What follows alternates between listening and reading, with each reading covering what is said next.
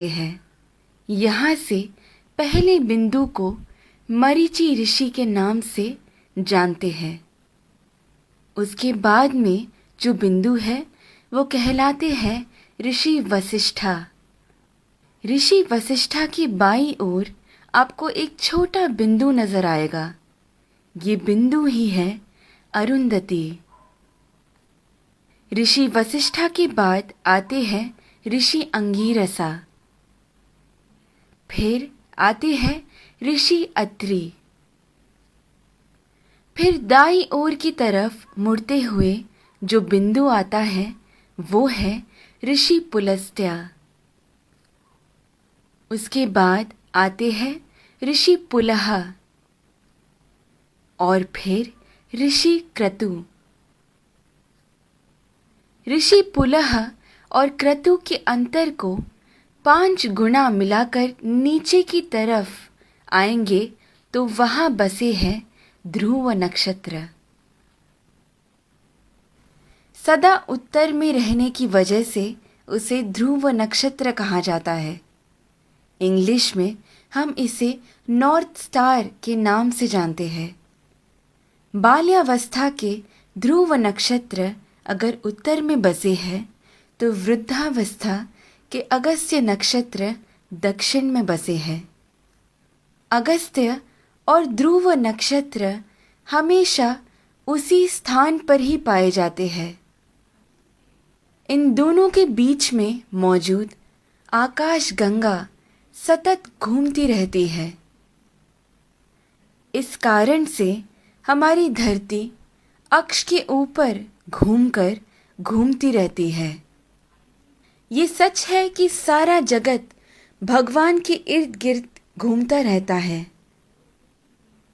लेकिन वो हमें कभी नजर नहीं आ सकता। भूमि के अनेक कालों में से उसे 4 काल में छांटते हैं।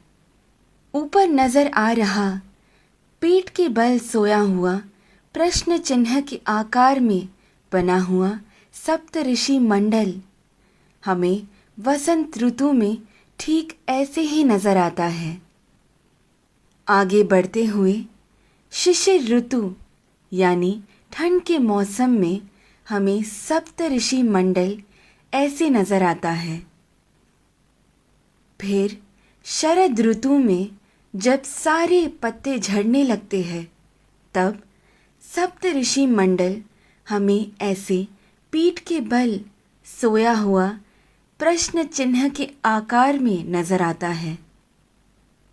और फिर ग्रीष्म ऋतु यानी गर्मी के मौसम में हमें सप्त ऋषि मंडल ऐसे शीर्षासन कर रहे प्रश्न चिन्ह के आकृति में नजर आता है। चाहे जो भी हो, जब हम ये सारे प्रश्न चिन्हों को एक साथ में देखते हैं, हमारे सामने एक विशेष आकृति हमें बनता हुआ नजर आता है। वही कहलाता है हमारा स्वस्तिक। स्वस्थ का मतलब है आरोग्यवान। स्वस्तिक का महत्व मेरे पिता मुझे हमेशा से बताते आए हैं, लेकिन हर क्षण प्रयोग में ला रहे इस स्वस्तिक का जन्म कहाँ से हुआ ये आज मेरे पिता द्वारा जाना, जो आप सभी में मैंने बांटना चाहा। ध्रुव नक्षत्र को देखते हुए हमें ये मालूम होता है कि हम पूरी जिंदगी जिस दिशा की ओर बहते जा रहे हैं वही है उत्तर दिशा। इसीलिए शायद हमारी भूमि पर भी दक्षिण में अधिक जल है और उत्तर की ओर अधिक ज़मीन है। इस विषय को इतनी सुंदरता से वीडियो के रूप में बनाकर आप सभी को समझाने का श्रेय जाता है मुक्ता जी को। धन्यवाद। तत्परा अहोरात्रा।